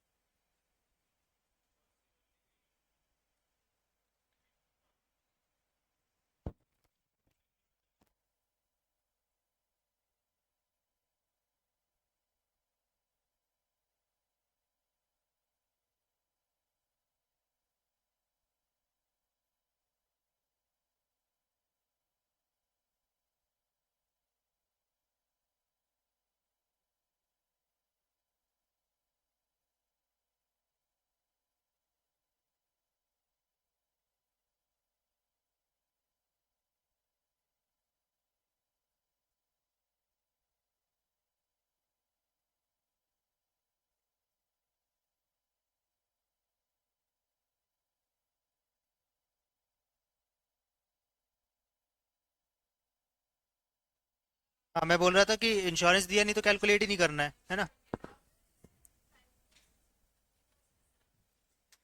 क्या?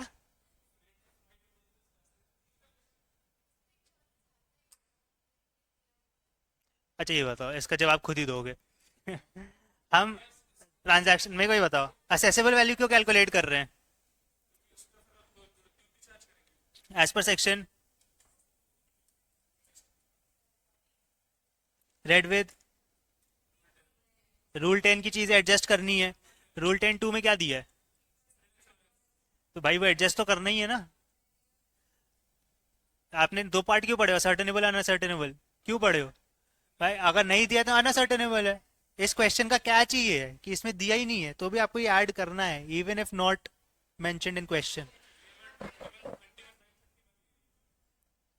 क्या? हाँ हाँ, राउंड ऑफ ये सब चलेगा, ये सब में तरह नीचे लिख दिया करो राउंडेड ऑफ, चलेगा। ठीक है, पर हुआ सबका आंसर यही आया। ठीक है, ये ध्यान रखना है इसमें, यही पॉइंट था कि ये नहीं कि नहीं दिया तो नहीं करना है, कैलकुलेट करना है कैलकुलेट। ठीक है। हाँ, ऐसे तो मन तो टैक्स पे करने का ही नहीं होता, पर क्या करें, करना है ना। चलो, ये वाला।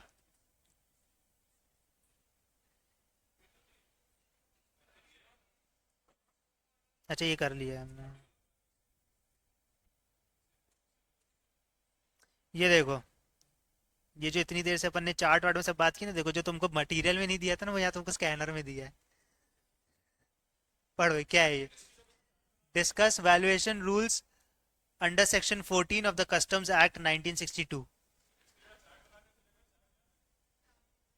वो तो अच्छी बात है, अब वो तुम लोग बताओ, तुम्हारा इंस्टीट्यूट तुम ज्यादा जानते हो। हम तो गहरी लोग हैं, हम तो सीए वाले हैं। तुम बताओ, इंस्टीट्यूट मान लेगा क्या? रिस्क लेना चाहते हो क्या?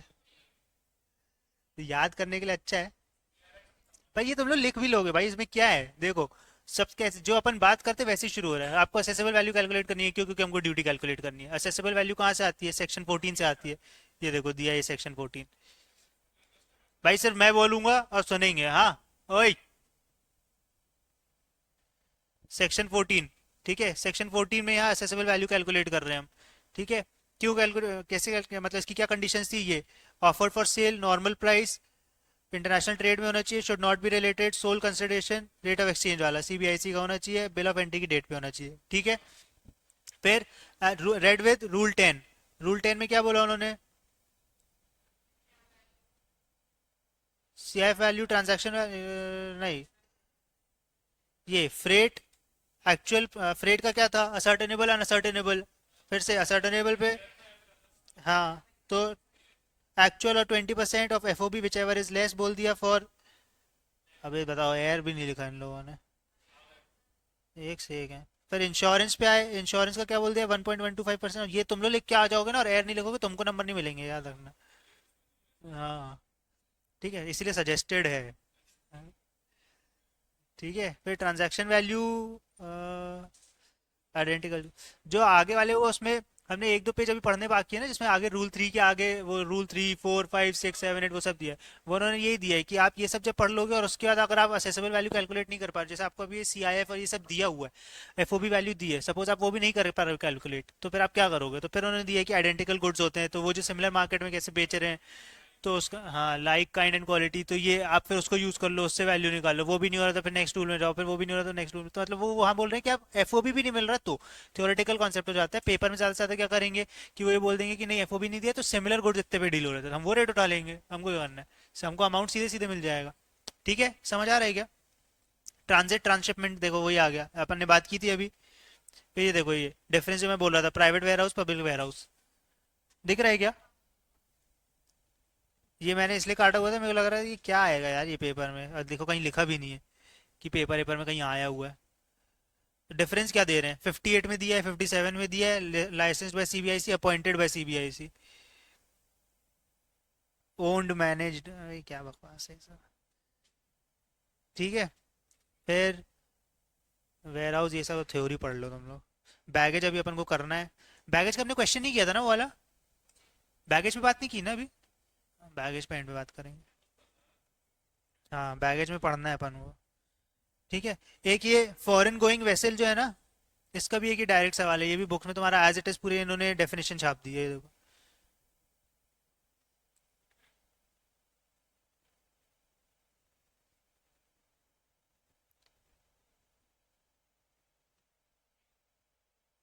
चलो ये वाला क्वेश्चन देखो, ये फिर से रिपीट है ये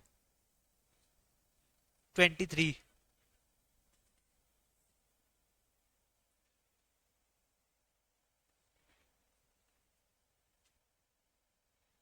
कौन सा वाला रेट लेंगे? 78 ना?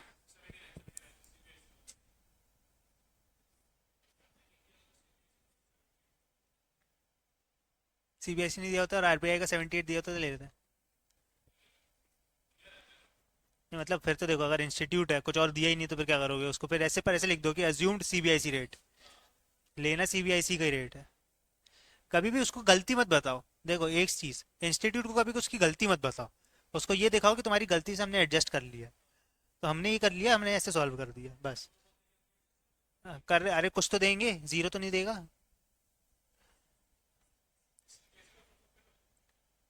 किसका? सीबीआईसी? अबे ये सब बोर्ड हैं, ये तो पता होना चाहिए तुम लोगों को।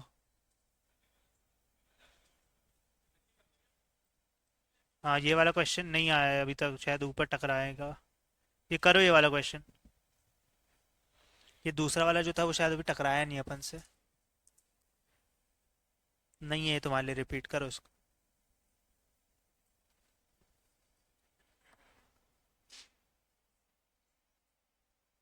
आएगा अभी, ये दूसरा वाला दिखेगा तुम लोगों को।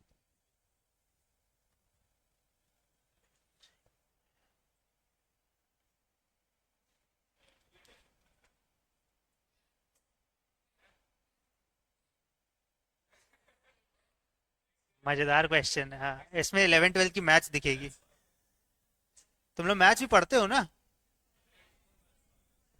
अबे फिर तो करो यार, फिर तो क्या है। और अब तो क्या, अब तो कैलकुलेटर हो गया क्या, एक्स वैक्स ऐसी कैलकुलेटर पे हो जानी चाहिए चीजें अब तो। चलो लो, कर अच्छा। सीधे सीधे बताऊं क्या? देखो, 100 रुपये एफ ओ बी, उस पर क्या जोड़ेगा?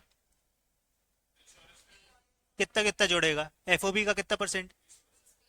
कितना हो गया? 120। इंश्योरेंस कितना जोड़ेगा? कितना हो गया? 121.125। ये क्या हो गई हमारी C I F value. C I F तो दिया है शायद, उसको डिवाइड कर दोगे। कितने से करोगे? डिवाइड बाय 121.125 इंटू 100, तो एफ ओ बी आ गई। आई? समझ आया क्या बोल रहा हूँ? देखो, देखो बता रहा हूँ, ये देखो। यहाँ देखो, चलो सब ऊपर देखो। 100 रुपये एफ ओ बी, 1.125 इंश्योरेंस, 20 रुपये फ्रेट। ठीक है, सी आई एफ कितना हुआ? ठीक है, हुआ ये। इसकी वैल्यू दी है अपन को, कितनी दी है? 8,000। ये हमने क्या किया, 8,000 को डिवाइड किया 121.125 इंटू 100। हम यूनिटरी मेथड करते थे ना कि 120, ये परसेंटेज में बात हो रही है ना, 100%। ये परसेंट परसेंट, हाँ।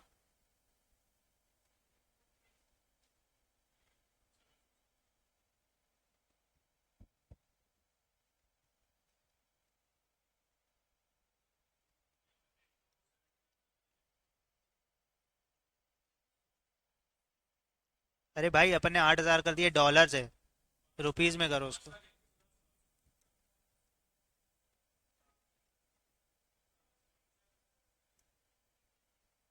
ये देखो आ गया, कन्वर्ट करोगे सीधे आंसर आ जाएगा तुम्हारा।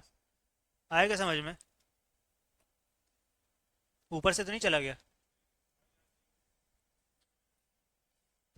मैथ्स है पूरी ये तो इसका क्वेश्चन ही नहीं है। नहीं, ये कैलकुलेट कर ले, टेबल तो ये बनाना पड़ेगा भाई, ट्रांजैक्शन वैल्यू प्लस नहीं, ये नहीं करना पड़ेगा, मेरे को नहीं लगता। ये एक क्वेश्चन है जहाँ पे इन्होंने ये नहीं किया, सीधे ले ली वैल्यू 1.125। दिखाता हूँ अभी, इन्हीं का क्वेश्चन है। यहाँ तो अभी तो इसको रिपीट में डाला था कि इसमें तो इनने अच्छे से डिटेलिंग की है, उसमें तो इनने कुछ नहीं किया है।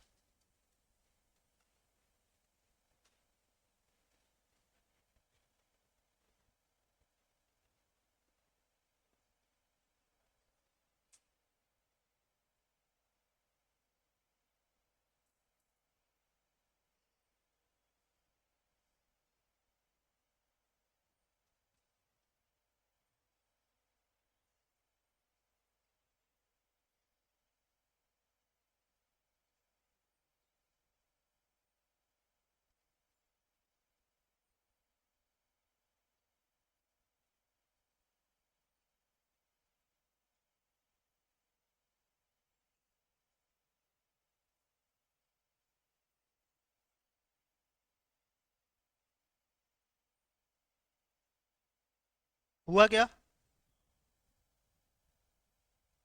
मैं वेट कर रहा था, मेरे को लगा कर रहे हो गए क्या। चले नेक्स्ट चले। सॉल्व हो गया वाला, सबका हुआ।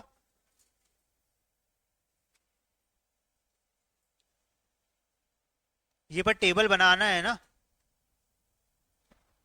ये टेबल बनाना है। ये सिर्फ वो मत कर देना कि डिवाइड बाय 121% और करके आ गए, कुछ नहीं मिलेगा। उनको मौका मिलेगा नंबर ना देने का, बस ये याद रखना।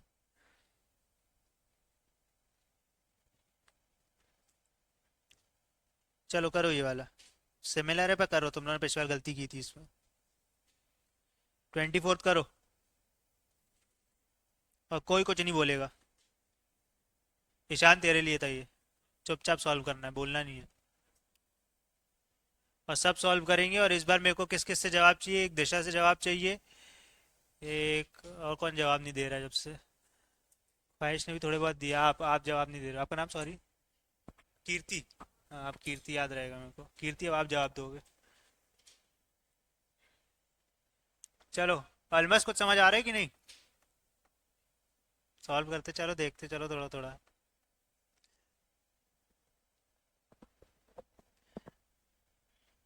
और वेदांत तू कुछ कर रहा है कि नहीं कर रहा है? हाँ, बहुत ज़्यादा शांत बैठा है, मेरे को बिल्कुल ऐसा डाइजेस्ट नहीं हो रहा है।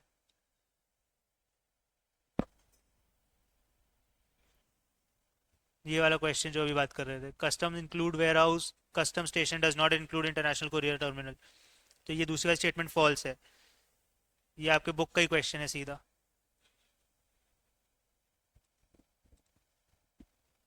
211 में बोला है means an area includes a warehouse and any area where the imported goods are kept for before clearance. ठीक है, समझ रहे हो क्या? अब ये क्वेश्चन 26 भी होमवर्क है, लिख लो।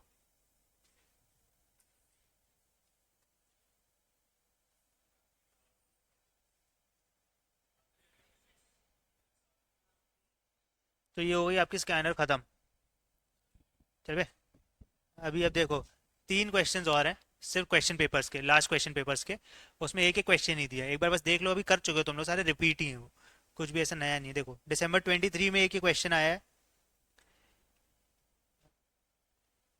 ये देखो, ये पढ़ो जरा, अब बताओ मेरे को ये कर पाओगे क्या? निशान सामने, कौन सा क्वेश्चन है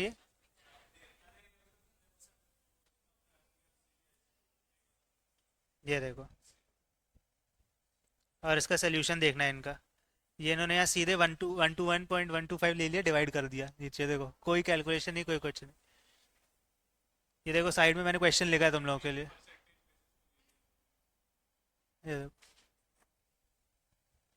आया क्या समझ में? ये उसी का जो अभी अपन ने डिटेल में किया, उसको इन्होंने डायरेक्ट कर दिया, पर क्वेश्चन फंसा है, तो ध्यान रखो, इसको कर लोगे ना।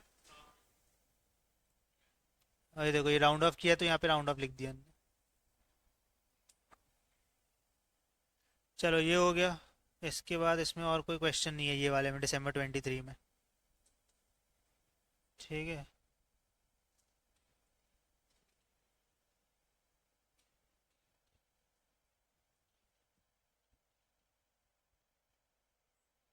फिर जून 24 में जाते हैं।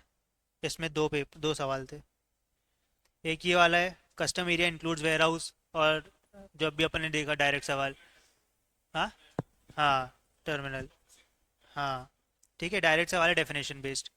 ठीक है, और दूसरा वाला सवाल था इनका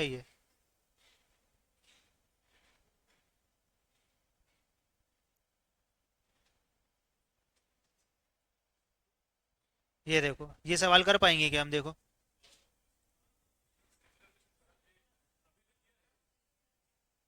ठीक है, कर लिया अपन ने। अब देखे देखे लग रहे हैं क्वेश्चंस, मैनेजेबल है ना? ठीक है, चलो तो ये अपना जून 20, हाँ बहुत स्कोरिंग है। जून 24 भी खत्म हो गया ये, अब दिसंबर 24 में आ गया। इसमें एक सवाल है, क्या है, पढ़ो। कर पाएंगे देखो, कर लो, चलो इसको कर लो, बहुत देर से बैठते हो, कर लेंगे, करो चलो।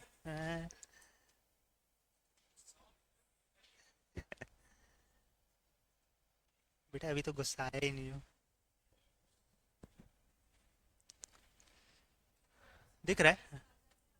चलो मैं अलग कर देता, कलर अलग कर देता हूँ, रुक जाओ। ये दिखा क्या?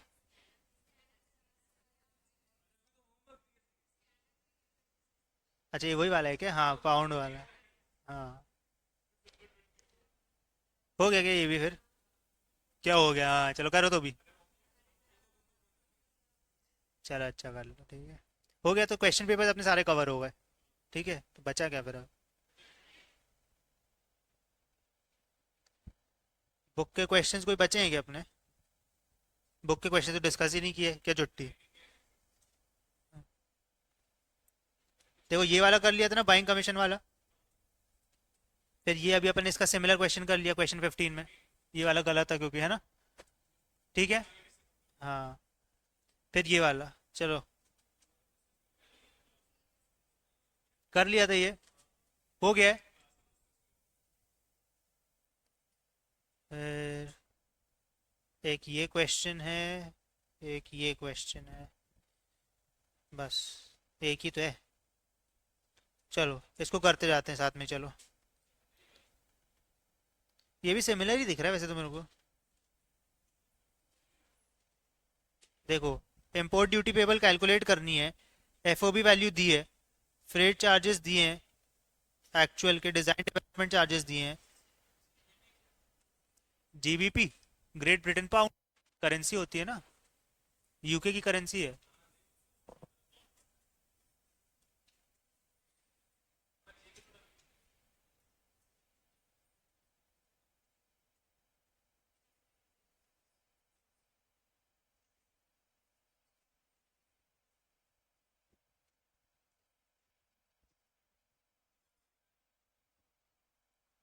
हाँ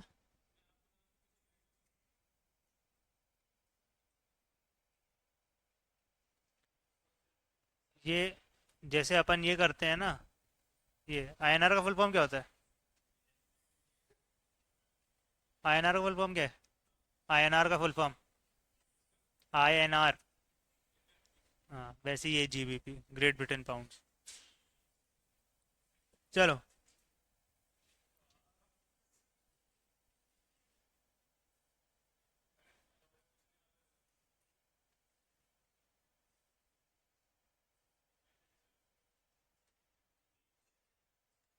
ये वाला क्वेश्चन कर लो यार, मतलब इजी है, पर कर लो तो भी, मैं चाह रहा हूँ, ऐसा मेरे को फीलिंग आ रही है, कर लो।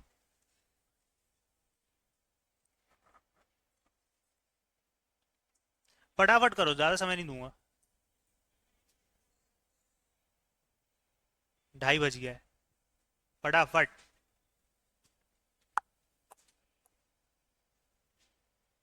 पता नहीं चला आज क्यों। नालायकों कल सो रहे थे ना सारे, निकल नहीं परसों।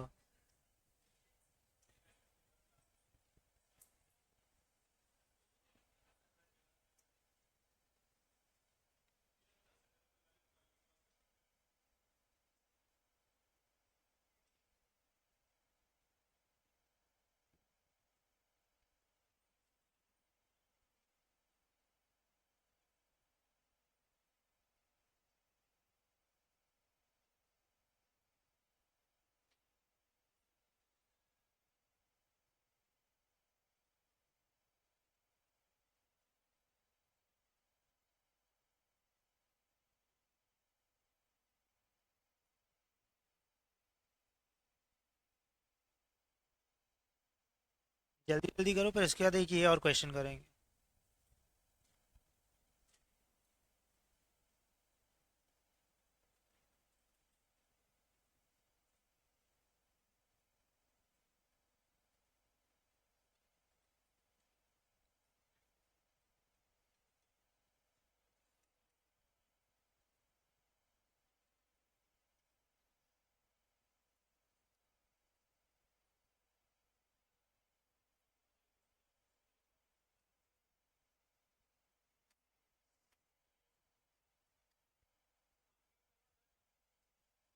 असेसेबल वैल्यू को कन्वर्ट करो।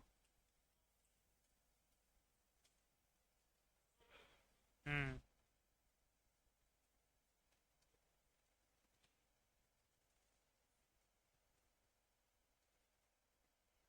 थ्योरी थोड़ी बहुत रीड की थी क्या तुम लोगों ने, जो पेजेस बोले थे मैंने?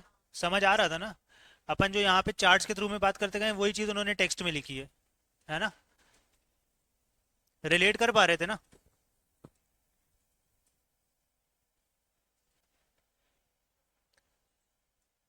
मैं अभी कोशिश करूंगा वो जो तुम लोग चार्ट बोल रहे थे ना, जो मैंने बनाए हुए हैं, वो अभी मैं थोड़ा सा उसको सही कर दूंगा, तो फिर तुम लोग वो भी ले लेना।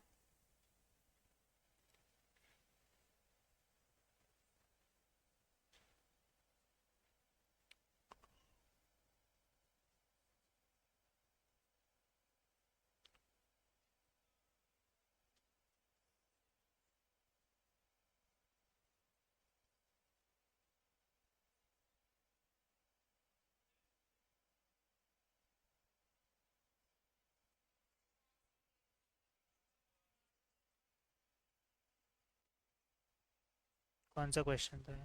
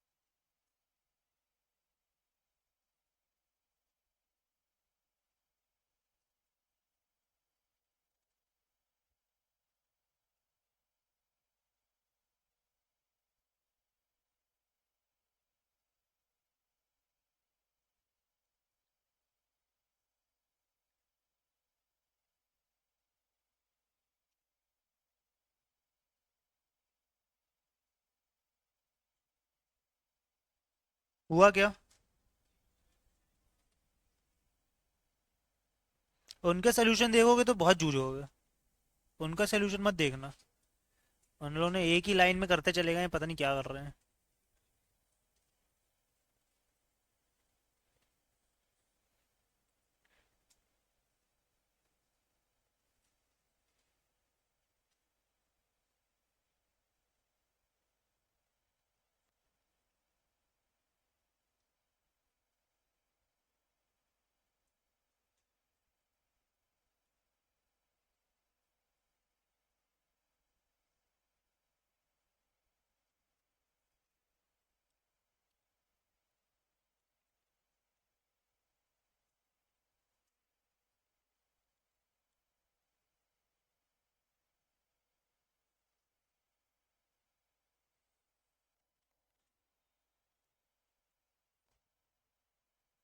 एक्सचेंज रेट और इस पे आके अटके क्या, रेट ऑफ ड्यूटी पे।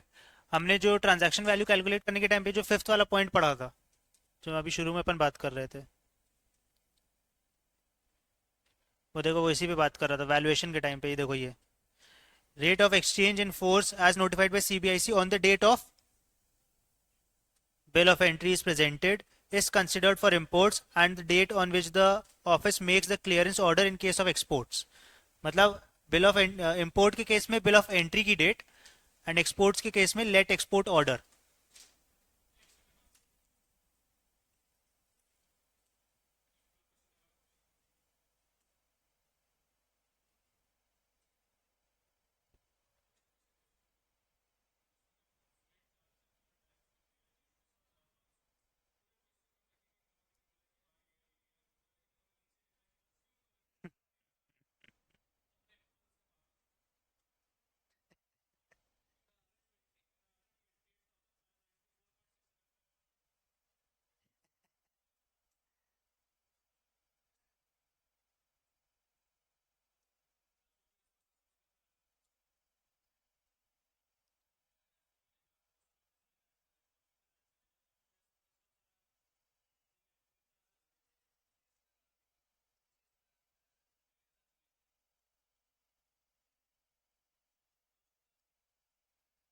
देखा, अच्छा हुआ कर लिया है ये कोई क्वेश्चन देख रहे हो, अच्छा हुआ कर लिया। तुम लोग बोले थे कर लेंगे कर लेंगे, पर ये ऐसी चीजें बेटा रटनी पड़ती हैं कि उन्होंने अगर इस क्वेश्चन को ऐसा अज्यूम किया है तो कोशिश करना पेपर में अगर तुम आइडेंटिफाई करवा दोगे, नहीं होते वैसे, चांसेस कम होते हैं। हाँ, हाँ वही बोल रहा हूँ। अगर तुमको देख के ऐसा समझ आ जाए उस समय कि यार ये वही वाला क्वेश्चन है और इन लोगों ने अज्यूम किया था ऐसा, तो अज्यूम कर लेना।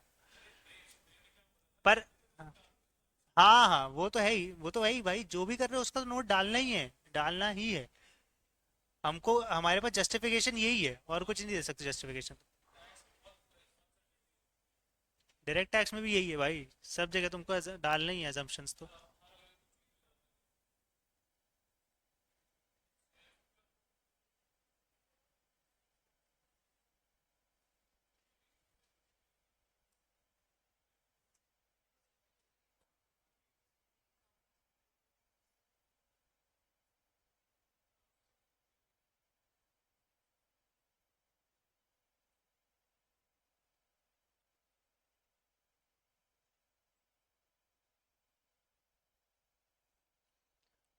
हुआ क्या, डन, ईशान हुआ। देखो अब इसके बाद ना एक ही आखिरी क्वेश्चन कर लो बस, इसमें एक थोड़ा सा नया कॉन्सेप्ट देख लोगे, नया नहीं मतलब जानते हो तुम लोग, पर उसका सोल्यूशन देख लोगे। इसमें इन्होंने सेफगार्ड ड्यूटी एक एक्स्ट्रा दे दी हमको। तो बस इसमें ये ध्यान रखना पड़ेगा कि हम जब आईजीएसटी कैलकुलेट करते हैं तो उसमें सारी टोटल वैल्यू ली जाती है। जब आईजीएसटी कैलकुलेट करने के लिए नीचे टोटल वैल्यू लाते हैं जिसमें हम 18% लगाते हैं, तो उस वैल्यू में ये वाली ड्यूटीज भी ऐड होती हैं, सारी ड्यूटीज एक्सेप्ट फॉर जीएसटी वाली। मतलब ना जीएसटी ऐड होगा ना कॉम्पनसेशन सेस ऐड होगा, पर बाकी सब ऐड हो जाएगा।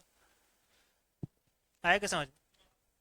तो यहाँ पे इन्होंने और कुछ नहीं किया, बाकी तो बेसिक है, बाकी तो तुम लोग कर लोगे कि 50 लाख लिया, उसमें इन्होंने 5 लाख 10% का जोड़ दिया बीसीडी, ये भी कर लिया। पर ये सेफगार्ड ड्यूटी का ध्यान देना बस, ठीक है क्या, नहीं हुआ। अपन जब जीएसटी कैलकुलेट करते हैं अपन ने वो टेबल देखा था, फिर से उसी पे आता हूँ।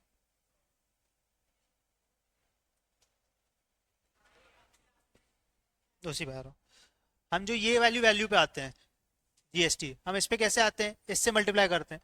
जो ये वाली वैल्यू है ना, इसको, इसमें सारी ड्यूटीज ऐड होती हैं except for GST and GST का cess, compensation cess 3 subsection 7 3 subsection 9, वो दोनों वैल्यूज इसमें ऐड नहीं होंगी। पर उसके अलावा कि यहाँ की सारी ड्यूटीज ऐड होती है, तो अगर safe guard duty, anti dumping duty, ये सारी जो भी दी हैं वो आप उसको ऐड करके ये टोटल बी निकालोगे, फिर उस पर आप अपना आईजीएसटी और सेस कैलकुलेट करोगे। समझा। तो ये क्वेश्चन में क्या डिफरेंस था, इस क्वेश्चन में उन्होंने सेफ गार्ड ड्यूटी और दी थी हमको, तो हमने यहां तक का कैलकुलेट किया, फिर उसके बाद हमने उसमें सेफ गार्ड ड्यूटी और ऐड कर दी, तो वो हमारा b plus safeguard duty हो गया, उस पर हमने अपना जीएसटी और सेस कैलकुलेट किया। आया समझ में।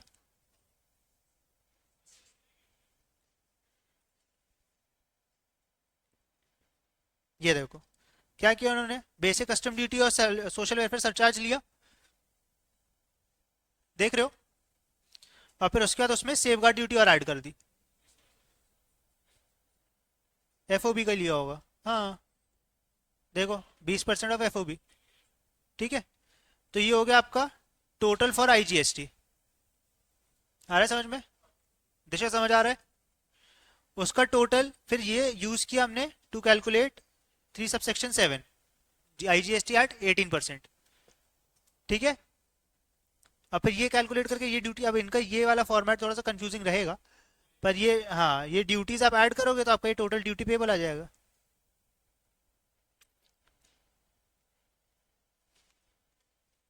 कैलकुलेटर पे एक बार करके देख लो, तुरंत तुरंत में हो जाएगा। हो गया क्या सबको क्लियर? पूरा ही क्लियर तो नहीं हो गया ना पता चला दिमाग ही खाली।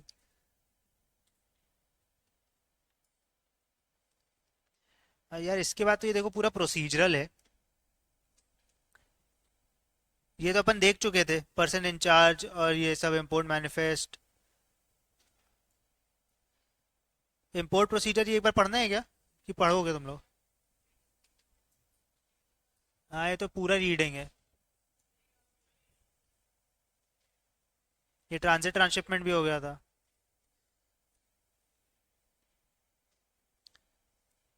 ये मतलब क्या है देखो, ये अपन एड्रेस कर सकते हैं पर इसके बेसिस पे कोई क्वेश्चन मेरे को कहीं दिखे नहीं, तो बहुत इरेलीवेंट और टाइम वेस्ट लग रहा था, तो मैंने वो टॉपिक्स पे ज़्यादा किया नहीं हूँ। अब जैसे इसमें ये वेयर हाउस में उन्होंने दे दिया कि इसको 5 साल 3 साल 1 साल, पर तुमको कहाँ देगा, एमसीक्यू के रेलेवेंट के सवाल है, तुमको क्या देंगे सब्जेक्टिव में लोग। ये बैगेज करना है अपन को, हाँ। तो मेरे को लगता है 15-20 मिनट का और है, उससे ज़्यादा कुछ है नहीं इसमें।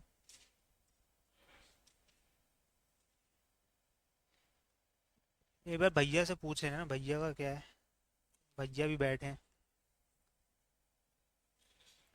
आज के लिए यहीं तक करेंगे, क्वेश्चन जो हमने सब कर लिए हैं, है ना। बैगेज का थोड़ा सा बचा है, ड्रॉबैक का थोड़ा बहुत बचा है, और थ्योरी एक बार थोड़ा सा घुमा लेंगे, बाकी तो हो गया है। क्वेश्चन तो अपन ने सारे कवर कर ही लिए हैं, पर एक बार फिर से करना है खुद को। अपन ने स्कैनर के भी सारे क्वेश्चंस देख लिए हैं एक एक, तो स्कैनर भी कवर हो गई है, पिछले 3 पेपर्स भी देख लिए हमने, और मॉड्यूल के भी सब हो गए, है ना। बैगेज का एक वो क्वेश्चन देखना है जिसमें उन्होंने लिमिट्स दिए हैं, तो वो अपन कल पढ़ेंगे, उसके साथ हो जाएगा वो। इसके अलावा और कुछ है नहीं। पूरा ओवरऑल समझ आया ना कि भाई बहुत स्कोरिंग है, बहुत इजीली स्कोरिंग है, कुछ भी नहीं है। एक बार वो पूरा माइंडसेट में बैठाने में और समझने में टाइम लगता है, अब जब हो गया सब कुछ तो हो जाए, बस खत्म। वो चार्ट याद रखना, जिस फ्लो चार्ट में अपन पढ़ते गए वैसे याद रखना, तो चीज़ें याद रहेंगी, ठीक है।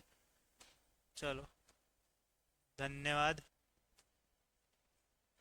आज के लिए सभा समाप्त।